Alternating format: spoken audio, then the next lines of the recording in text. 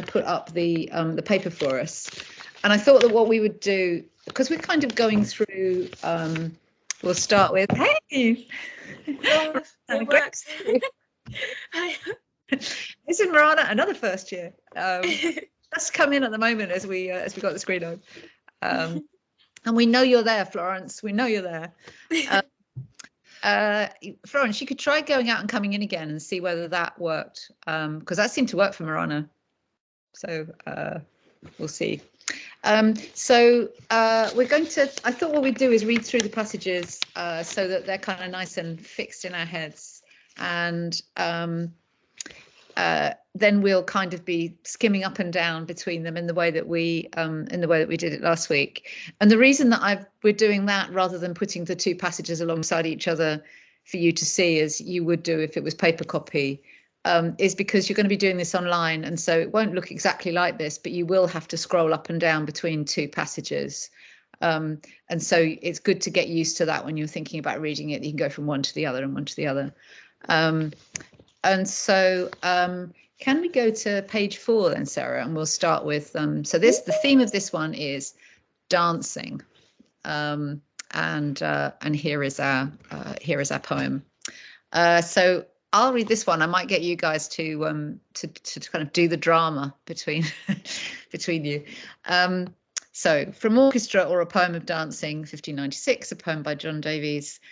Soul, air of virtue and of beauty both, whence comes it, Antinous replies, that your imperious virtue is so loath to grant your beauty her chief exercise? What spring does your opinion rise, that dancing is a frenzy and a rage, first known and used in this newfangled age? Dancing, bright lady, then began to be when the first seeds whereof the world did spring, the fire, air, earth and water did agree, by love's persuasion, nature's mighty king, to leave their first disordered combating, and in a dance such measure to observe, as all the world their motion should preserve. Since when they still are carried in around, and changing come one in another's place, yet do they neither mingle nor confound, but every one doth keep his bounded space, wherein the dance doth bid it turn or trace. This wondrous miracle doth love devise, for dancing is love's proper exercise. Like this he framed the god's eternal bower, and of a shapeless and confused mass, by his through-piercing and digesting power, the turning vault of heaven formed was, whose starry wheels he hath so made to pass, as that their movings do a music frame, and they themselves still dance unto the same. Or if this all which round about we see, as idle Morpheus some sick brains have taught, of undivided motes compacted be, how was this goodly architecture wrought? Or by what means were they together brought? They err that say that did concur by chance. They did concur by chance. Love made them meet in a well-ordered dance. Okay, so that's the first one, 16th century poem. Let's go on to Harold and the Boys. And oh, Florence, you're there. Hello. I'll get you two to speak at the end. You can talk about yourself at the end, and then we'll be like bookends to it. So I've got Hallie and Sam and Willie. Would you guys like to, between you, be 3 of those?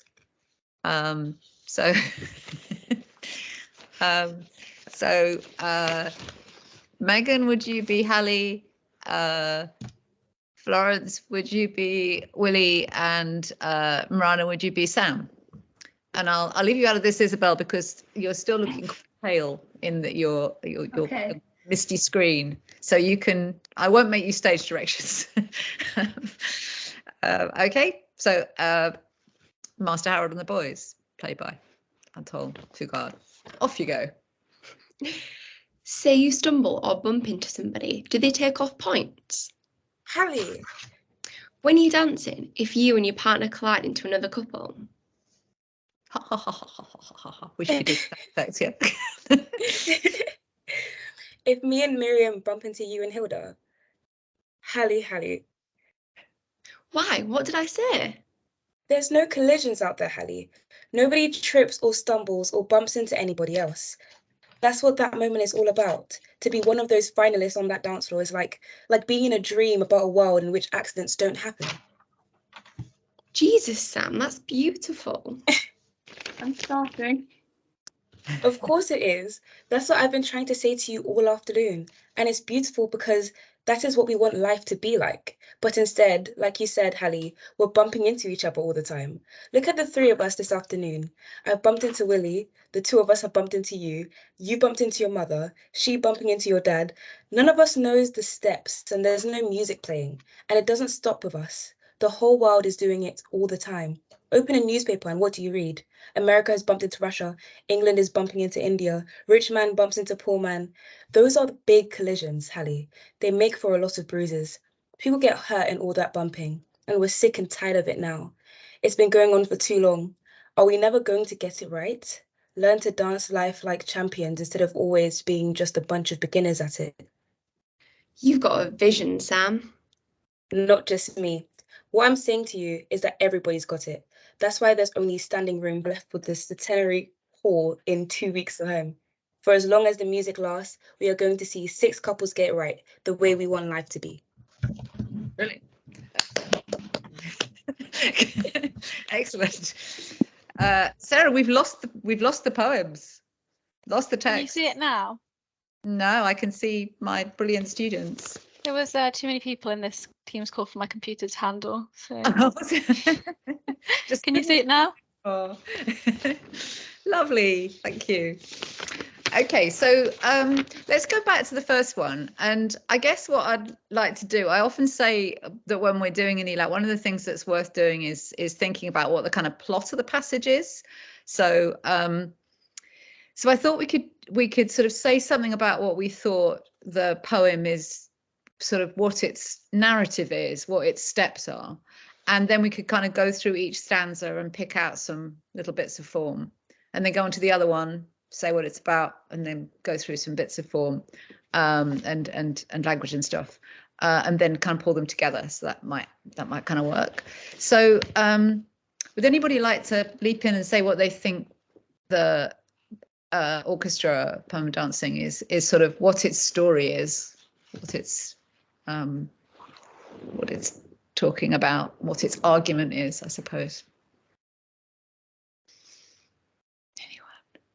I thought it was someone trying to convince another person to dance and using a bunch of like big metaphorical imagery to kind of say like, oh yeah, well, I mean, nature dances, so like that kind of vibe. Yeah, no, good. Yeah, so that kind of so it's a sort of that's a good thing to think of first. This is a persuasive poem because it's trying to lure her to dance, and we get that we know that it's a part of this kind of discussion, a sort of rhetorical discussion in a way, even by that kind of the second line is replies. So we know we're already in a, this is part of a bigger poem, and it's part of a debate. And yeah, it's using these big ways of talking about the way that dancing is more than just dancing.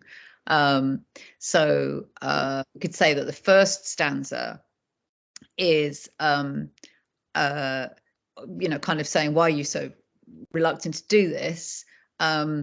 Do you think it's kind of somehow a kind of a frenzy and a rage? Do you think it's a kind of like a lack of control and a problem dancing? Is that why you don't want to dance?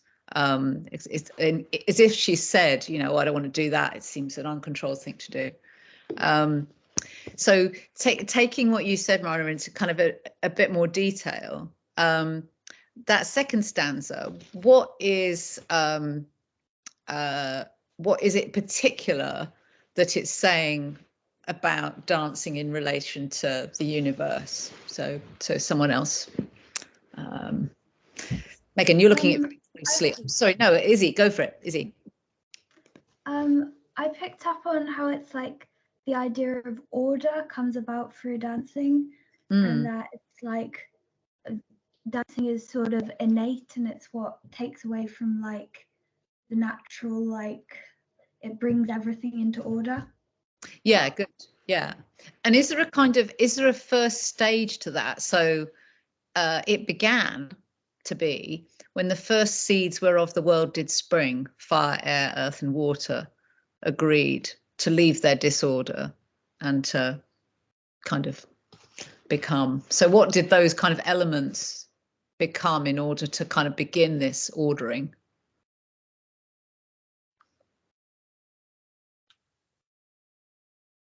I think.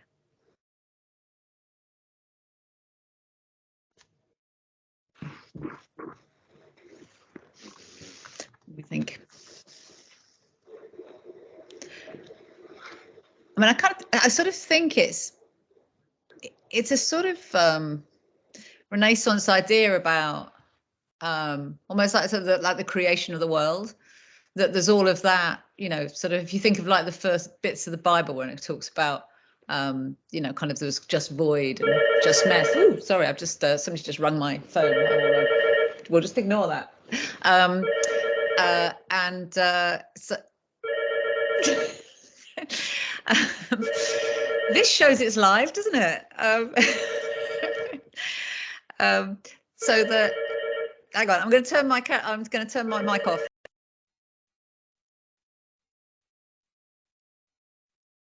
That worked. Yeah. So the thing that you said, Izzy, about it kind of like being about kind of creating order out of a kind of chaos. It almost feels like that this is about, if the world did spring from this, that this is like the very first moment of the world being made, that the very sort of sorting out of the elements is the creation of order, and that is somehow about like four things dancing together, you know, the kind of the four elements: earth, fire, water, air. And in the stanza after that, someone else, what's the kind of what are we then sort of supposed to think about how dance is being kind of imaged in relation to the kind of development of the world, as it were?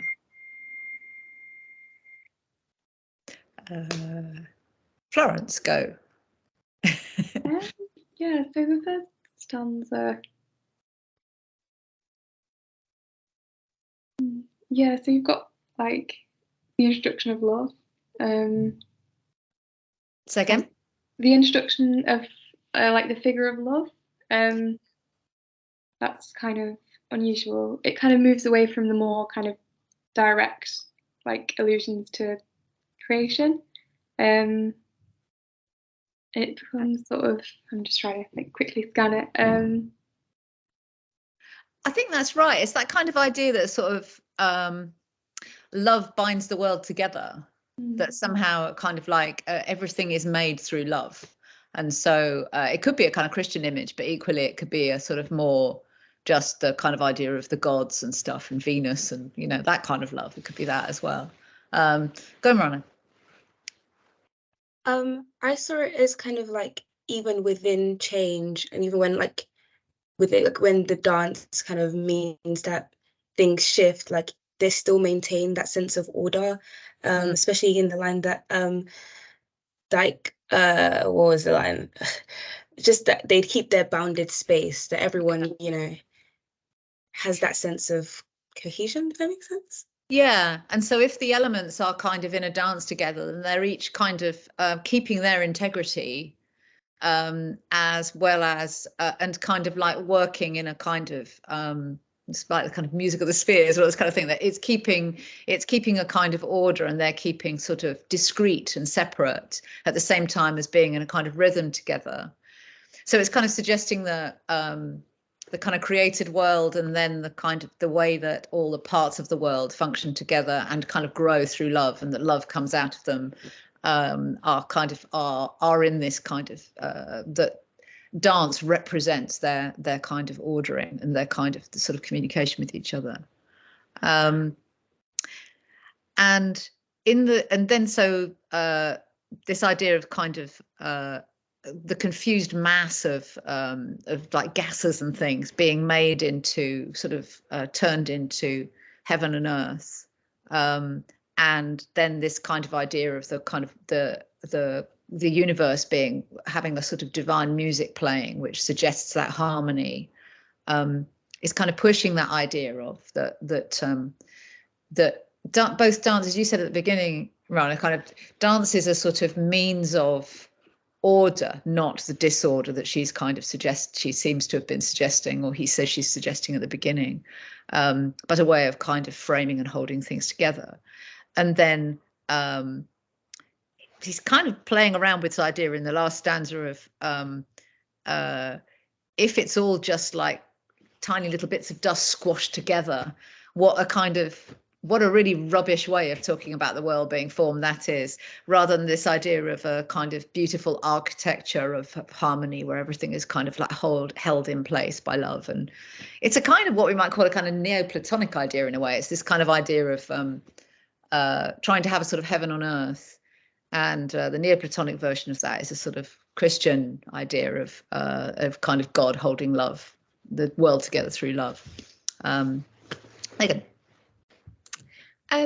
Yes, just going off what you said about like the frenzy and the rage, I think you can really link that to the elements, because if you just see like really like heavy rain and like a really downpour, you could see that as a frenzy and a rage, but other people might see that as beautiful. And I feel like you could then look at dance in both different ways. So I think it's maybe like seeing both sides of the coin as well, and that's where the persuasion element comes in a little bit. Yeah, no, that's really nice. The kind of idea that kind of like you might see the elements as being something which is just a mess. I'm seeing it as being this kind of this wonderful harmony and kind of everything as well, which is a good. Rana. Sorry, just circling back to that idea you brought up about like love holding everything together. In that sense, I kind of thought of love as like the music that they're dancing to. Like there's this like dance happening, and like the music is continue like running through it. The love is running through and is keeping everything in its bounded space. Yeah, so there's a kind of it's making it coherent, and it's making the kind of rhythm of the dance work, so that as in the next one, they don't bump into each other. That's kind of go, Megan. I think just building on what Marana just said then, I think the capitalization of love and almost like personifying it in that way really gives it that significance all the way throughout the poem. Yeah, I just wanted to add that. Yeah, love becomes a power. Yeah, like a kind of, sort of a divine power. Very good. Okay, so now we've all got to try and say something about how we see that in the style, expressed in the style. And you can choose anything you like. I'll do rhyme if nobody else wants to do rhyme, but does anybody fancy doing rhyme? No. Go, Izzy.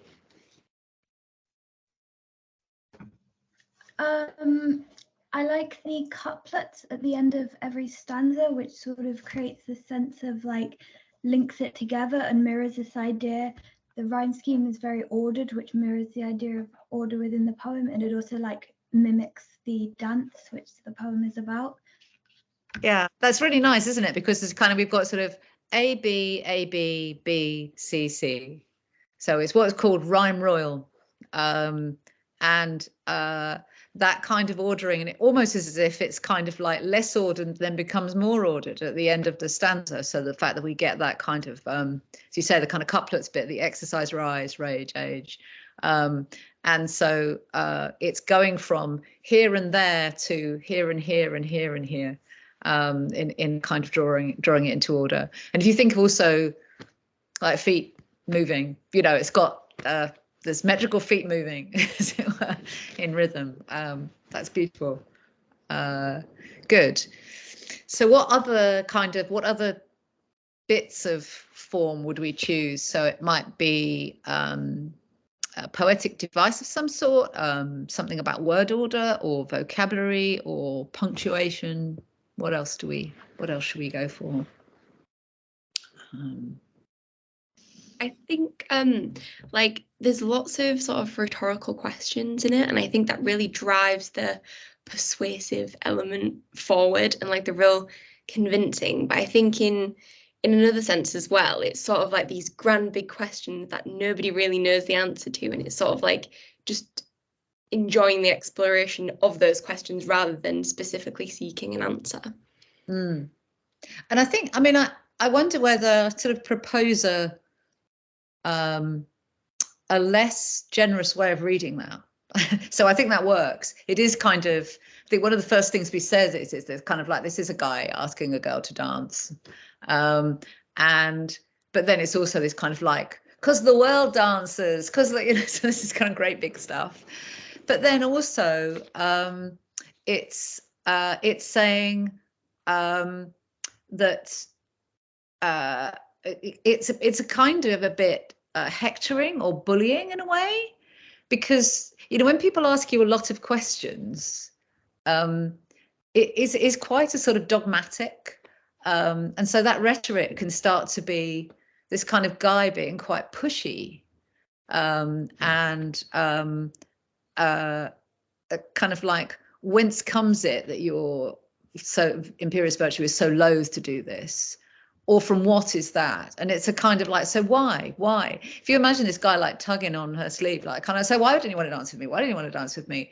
And however much he comes up with all of this rhetorical stuff, it's still a person being really pushy about wanting to dance with her.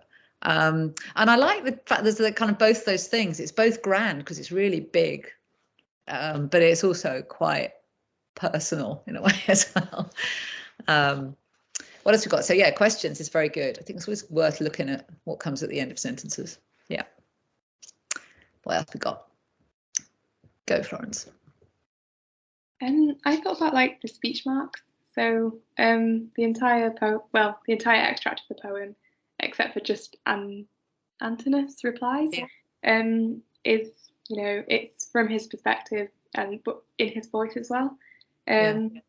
So it kind of makes me think about like the narrative perspective and kind of maybe even how far, like, as readers or listeners or whatever, we're being convinced by what he's saying, just as much as, you know, the subject, like whoever he's addressing this to, is also being convinced. Yeah, no, that's very nice. It's a kind of way in which we are the subject because all of it is being put in a voice which is kind of addressed sort of in our direction because of the speech marks. Yeah, I think that's really, really interesting, and it adds to that idea of the kind of persuasiveness and the kind of the kind of volume of his language is quite a lot when you see speech marks at the top and just that one little bit. And even that it's Antinous replies, you know, kind of, he's now silencing her, so there's a sort of stop. Good. So what you got, Marana, is our next bit of Starly bit. Yeah, because I think maybe this is a bit of a bleak way of thinking of the poem, but like, because it is like a persuasive poem, I kind of saw like the thesis and then the explanation and then the overall conclusion, like it was very, like it was quite figurative, but it was still quite formulaic in the way that he presented his argument. And then that idea of him kind of being a bit of a bully with the rhetorical questions is like, we kind of are taken on this journey where, I mean, we don't hear a woman's voice really, but where like the reader is convinced by the end that they should also dance. And I think it's also like interesting that this is a poem of dancing, but this part doesn't have dancing in it, like actual dancing. So it's kind of interesting that like we go through that logic. Yeah, that it's a solo. It's kind of, it's interesting, isn't it? And the and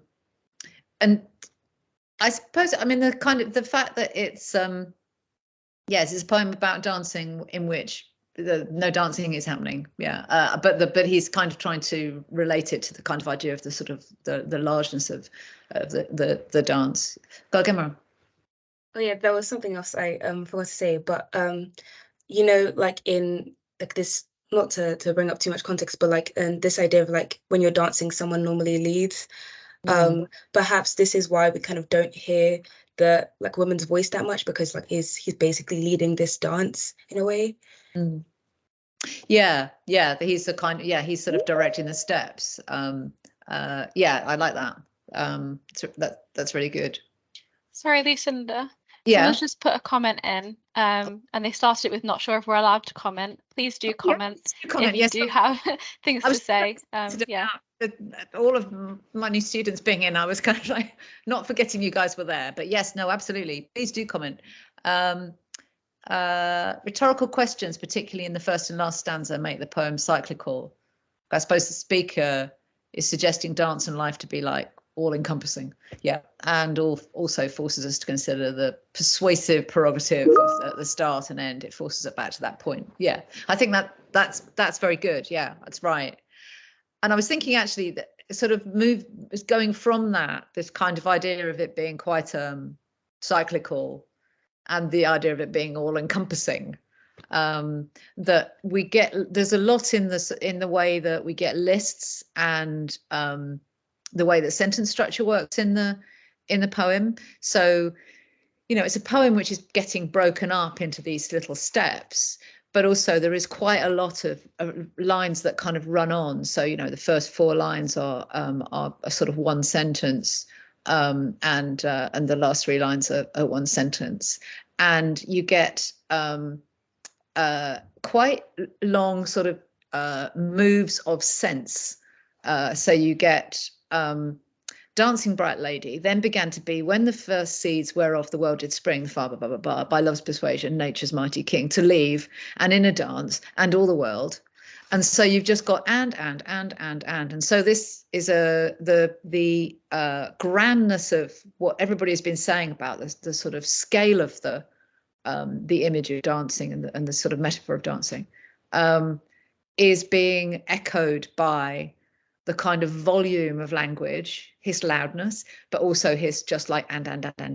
There's not any space for another person to take over the dance and lead.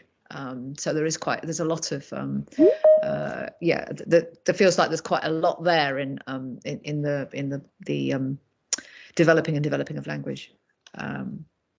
I wanted to pick one thing which I think is slightly uncomfortable, given that I've said that I'm not saying exactly it's a misogynistic poem, but I think it is a bit of a misogynistic poem. This in the 4th stanza, the god's eternal bower, and of a shapeless and confused mass, by his through piercing and digesting power, the turning vault of heaven formed was.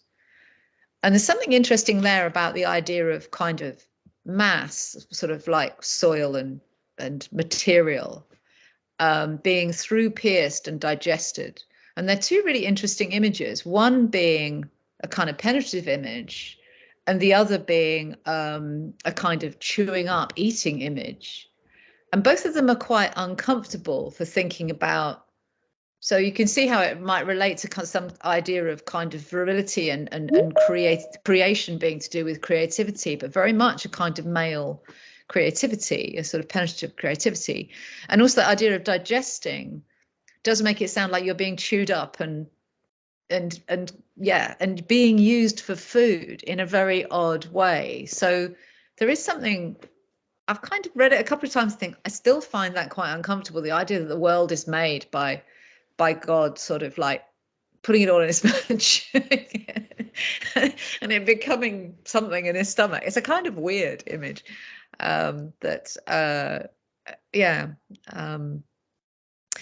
we should go on to the other one so that we have and hold all those things in our head and think about what's going on in the other one. And so I suppose first for you guys, what would be really interesting for me to think of, and everybody who's in the chat as well, sorry, I'm not ignoring you, is to think about what you expect the dramatic devices to be. What do you expect drama to be like? What do you expect to happen in drama?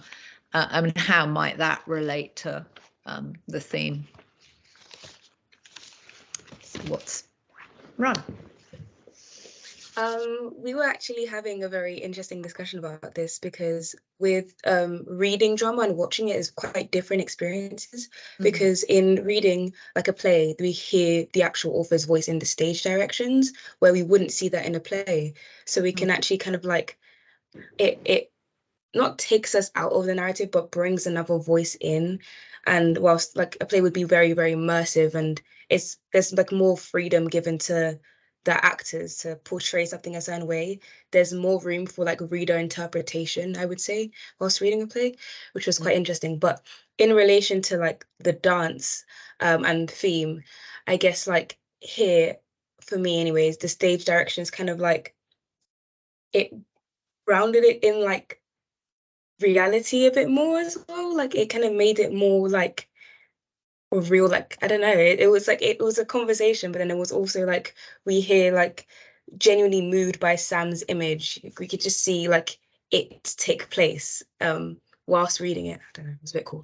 Yeah, no, I really like that. And I think it's, I mean, for those of you who've been here at the other ones, I get slightly obsessed by the footnotes in these passages. And I think that what you said about the kind of like bringing something which you kind of would only get in one version of it is really interesting. That when you start thinking what the footnotes are telling you, and they're kind of they're putting some parameters around the way that you read it and understand it, but they're also sort of giving you an insight to character, which is not what you expect from reading a play straightforward. You know, you might sort of gather the character of the person who is the actor, as it were. So I think that's really interesting. And I think if you get a piece of prose, get a piece of drama, it's really worth thinking, okay, so what power is the author expressing through those instructions, which are sort of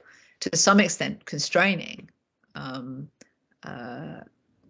Yeah, I really like that. So go on, Marina. Oh, sorry, I had my hand up again by accident.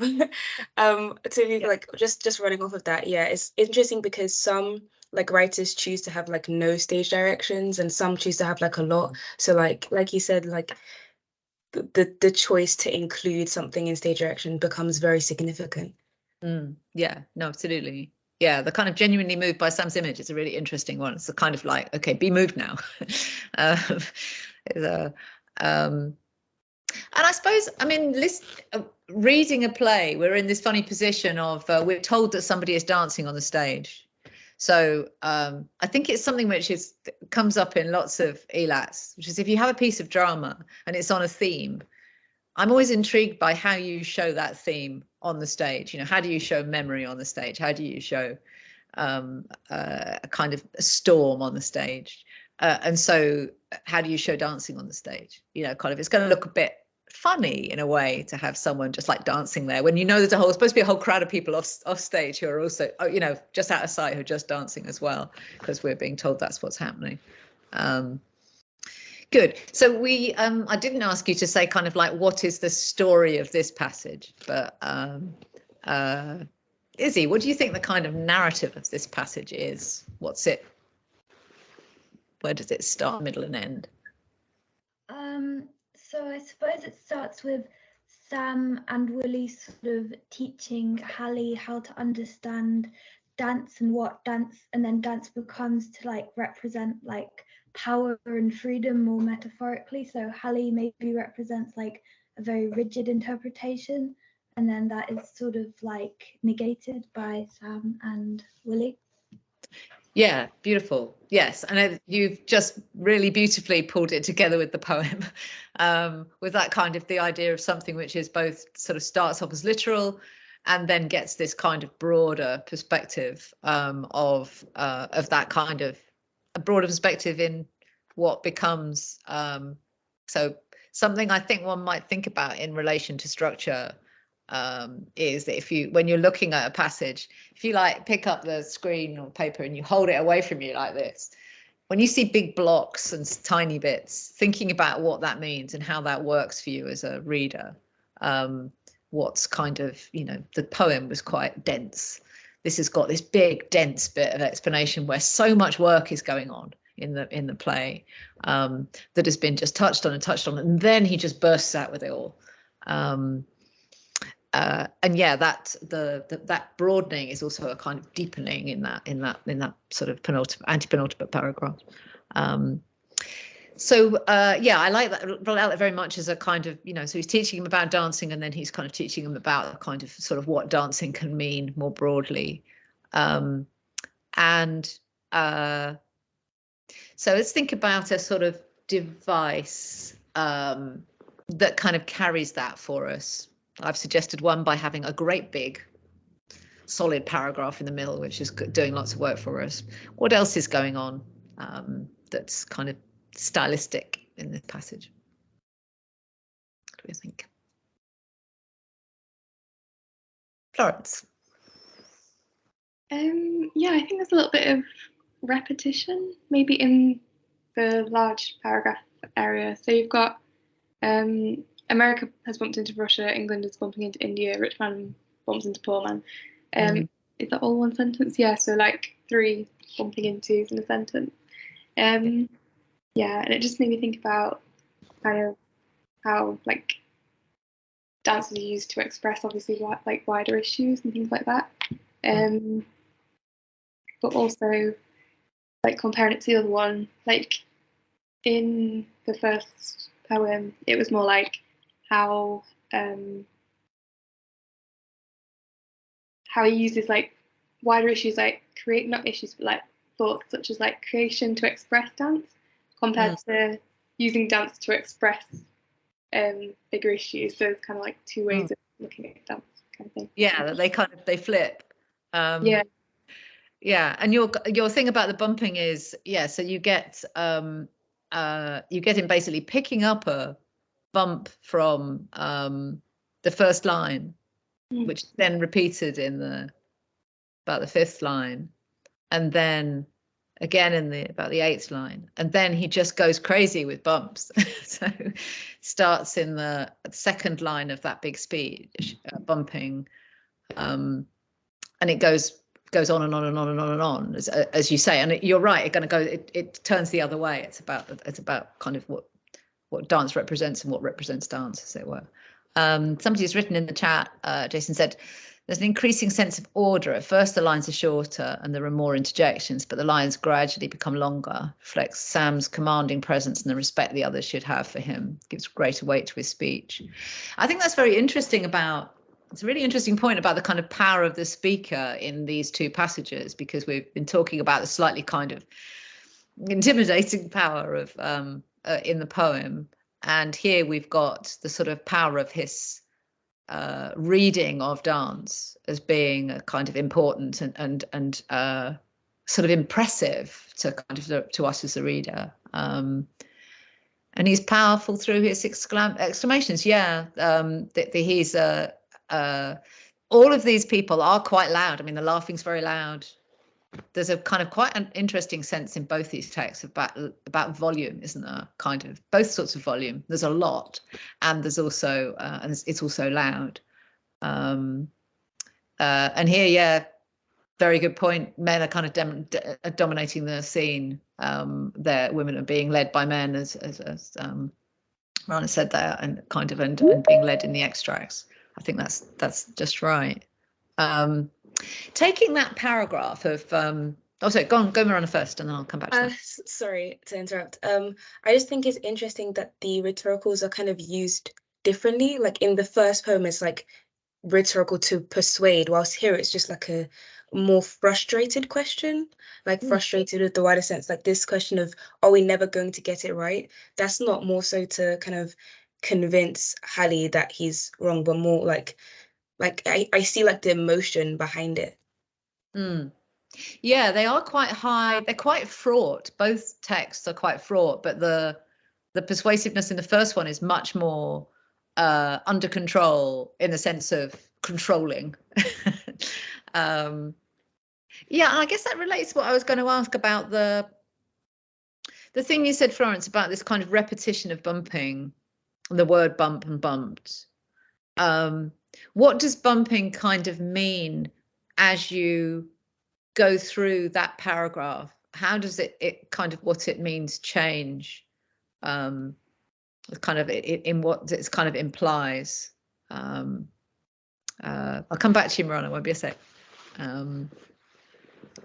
Yeah. I suppose there's a difference between when you're bumping into someone accidentally, like in a dance, compared to maybe is the wider like bumping into each other.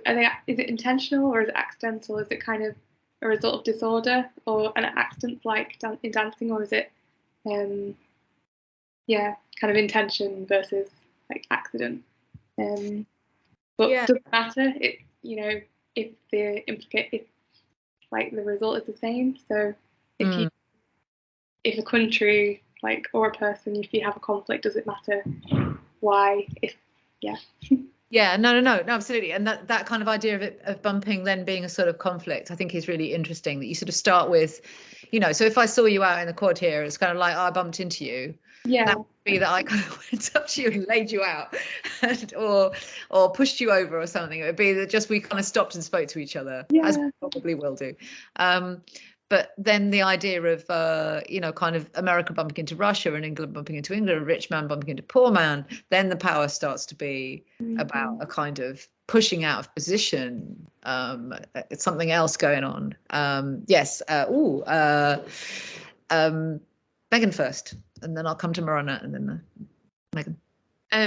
That is exactly what I was going to say about like power, but it's fine. I've got another thing of like the power dynamics sort of changing. So it's the rich man bumping into the poor man, not the other way around. And I think obviously the intention of that, but I think also, I don't know who it was, I'm trying to find in the chat. So whoever you were, who said about the like leading, I think then that you could relate to the power dynamics within like a dance couple, and the sort of, there is always that one leader and that like strength almost in a way. And I sort of think that maybe Simon's saying sort of bring the equality back on the dance to make it flow. Yeah, no, I really like that. And I mean, it's good all the time. So I often say in these sessions that we there's a point in any discussion, and one might have this in an interview, where one says, is this about writing? And there's and it's always right, because it always is, where the fact that this is so much about rhythm, and that dance is about rhythm, that it's the persuasive thing is one way, you know, the way that it's persuasive or kind of ordered or disordered, or kind of power being expressed. But all of those things are also kind of like, they're working very well as writing techniques, which are expressing these expressing these kind of people's behavior.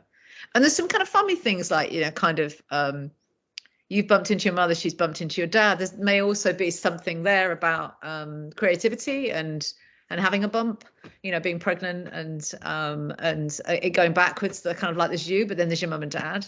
So which is kind of playing with the idea of creation again, like was going on a little bit in the last one. So I'll come back to you like 5 minutes later, Marana. What were you going to say? And then I'll go back to France again. No, yeah. For me, the word bumped shifted from like normal, like you said, normal, just bumping into someone, to like conflict. And then that contrasted with the like kind of rehearsed perfection of a choreographed dance. And I think someone also mentioned in the chat, like how dance is almost like an escape from this kind of conflict. And then I think you can bring in the kind of the like what we know about Sam being like a middle-aged Black man, like he would have been exposed to that conflict, and maybe that's why like he like feels so emotive saying this, like that's why he has that vision. Yeah, no, it's interesting, isn't it? Because it's a kind of like, so you've got kind of Hallie, who is the kind of the 17-year-old white boy, 17-year-old white boy, who's kind of who's got a kind of this status, you know, than his parents in the tea room and stuff.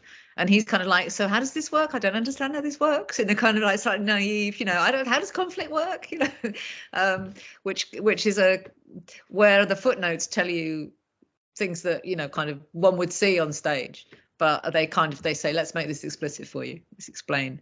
Yeah, one is also the employee of another as well, which is a kind of, there's a they don't mention that, the kind of like, we bump into each other because one of us has power over the other, but actually it's there in the conversation. Florence, coming back to you, and then to Izzy. Yeah, I was just thinking about the idea, like, that kind of linked back to the earlier poem about kind of chaos and order, and like how far kind of dancing is the attempt to like impose order on like kind of what's kind of just chaotic. And I also thought about like comparing that to creation. So like the images in the first poem of like everything being like brought together perfectly to create these like ideal dances, and that doesn't kind of that doesn't bring up the idea of there can be accidents within dancing. So it's kind of talking about either it being a frenzy and a craze, or like a, you know, quite an ordered, like natural thing. Yeah. Yeah, and there's something very interesting, isn't there, about that kind of, you know, you've got a vision, and then the reason everybody's out in the Centenary Hall is that they sort of want to dance without bumping into each other, and they want to kind of model a kind of what I was describing as kind of Neoplatonic world order, or the Platonic world. They want to model order on the dance floor as a way of kind of trying to sort of make order in life. So there is this kind of call for order at the end, which is really interesting in the way the two texts work together, I think. I really like that. Izzy. Yeah, so it builds quite nicely from Florence's point, but I was going back to the idea of accidents, and specifically where Sam says, like being in a dream about a world in which accidents don't happen. So I like this simile and the use of the ellipses, which is again, like Marana said, like he's becoming overcome with emotion. And then it's like, it's almost the word accident almost suggests that the natural state of the world is sort of perfect and gives dance this sort of illusion of spontaneity. And then everything, even like inequalities and power dynamics, is just an accident, which again links with the first one where dance is about imposing order. Yeah, no, I really like that. And I love that you used beautifully, bringing me back to order, the kind of ellipses, the fact that there's a gap, which might be a like pause, an inability to express, an inability to resolve, that's kind of actually kind of an important, the way they're kind of learning through this is partly this pausing is about learning and listening, and but it's also about a kind of little halt in the rhythm, or ... you know, the kind of that's a really nice way of thinking about a little mini rhythm. Yeah, and a sort of being in a dream about a world in which accidents don't happen, and how that stands against what's going on in the insistence that the poem has about a kind of like everything about this is order. I mean, we don't need to know this for the poem, but in the footnotes it says, oh, it's Penelope, and this is a guy who's trying to get Penelope to dance. And the classical Penelope is her husband. Odysseus goes off to on travels, and she won't remarry. You know, she doesn't. She is kind of holding to the view that her husband is still alive, and so she's a married woman, and we know that her husband is traveling and he's away, and he you know kind of is trying to get back to her, so there's something about what he's trying to persuade her to also being something which is a sort of breaking of another kind of order and harmony, which is between those two people who kind of care about each other. And she's very still, you know, she weaves all day, and then she pulls it undone at night and says she won't marry until she's completed the piece of tapestry. So there's a kind of way in which we don't need to know that, because we're not expected to kind of go and find that out. But if you happen to know that, it actually is really interesting for thinking about the kind of the way that what order is being disrupted in another kind of way. Quite a sort of patriarchal order is being addressed and disrupted too. Marana. I just was thinking about like points of contrast between the two texts. Number one, like you said, like the way in which the first is quite forceful, and that's again uses big like concepts, mythology, and this one is much more conversational, much more real. Rich man bumping into poor man, England bumping into India. It's like open up a newspaper. It's not like a massive concept like the creation, you know. So like that the differences between the two in terms of the reason for this like persuasion, the reason for the, you know, speeches. I guess in a sense, another point of comparison quickly is the idea that this is like dance is a competition in this text, compared to in the poem it's like just kind of like persuading her to dance, whilst here it's like we get that competitive stance. We get that there's like a personal, emotive reasoning behind Sam's words. Absolutely. Yeah, no, I think that's right. And I think it's interesting, the idea, yeah, that being a sort of dance competition, that the kind of idea of dancing life like champions, that kind of is that partly also is about trying to sort of find one space or whatever, find the kind of get some autonomy as well as harmony, because people get hurt by all that bumping, as it says. Brilliant. I'm trying really hard this year to finish on time. so we're going to try and finish on time. There's been some really fantastic comments in the chat, which I've been really enjoying, and I've not been liking enough of them, but I'm really liking what people are saying here about. Pippa says, I was wondering, we don't get credited for looking at other texts or authors, but are there exceptions? Yeah, you don't, they very deliberately don't credit you with what you know from outside. So telling you the thing about Penelope might help you if you know that. So you might have a benefit from knowing that narrative if you know it, or you might benefit from knowing a text.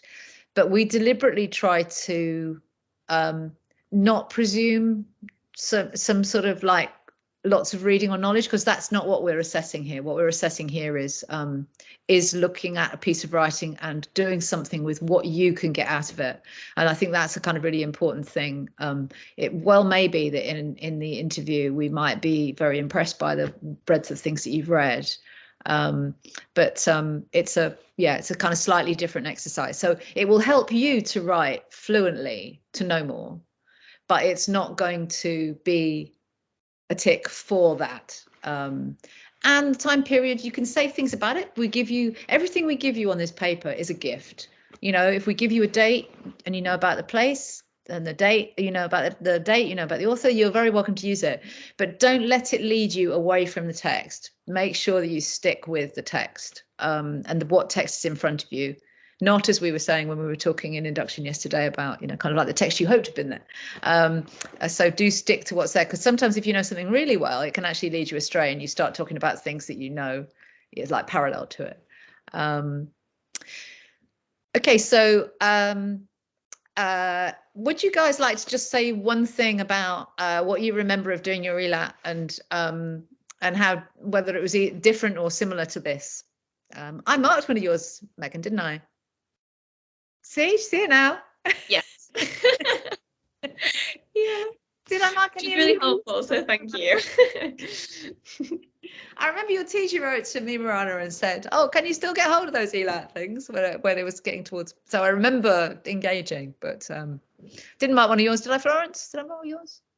I did. See how good it is. Yeah. You don't have to have an ELAT marked from me to get a place at Mansfield, but I mark quite a lot, as you know, as you guys know who have given me to mark. So if you guys say just one thing about what you remember from doing your ELAT compared with this, whether it was, if it's similar. So in my order, you're Megan, Marana, and Florence, and I can't see Izzy anymore. But can't you?